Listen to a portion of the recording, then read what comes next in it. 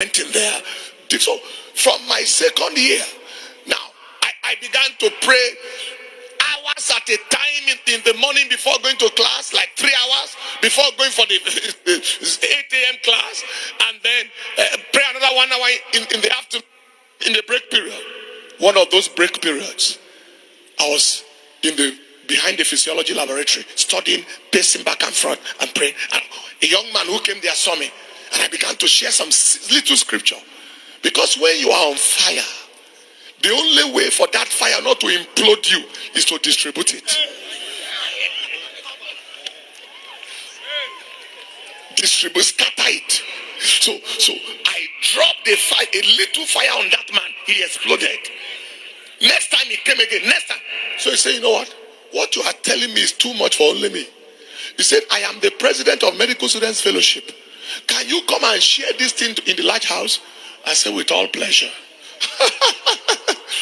I followed him. By the time I finished talking, I was 200 level medical student. Fire was everywhere. I didn't touch anybody. People were on the floor. What you are seeing today started. People were on the floor. My wife then, Sister Becky, with her thick eyeglasses like Coca-Cola bottle. That was what she was wearing at that time. Was in the congregation. All of them opened their mouth wondering, where is this one from? They were asking each other, which guest minister is this? From what ministry?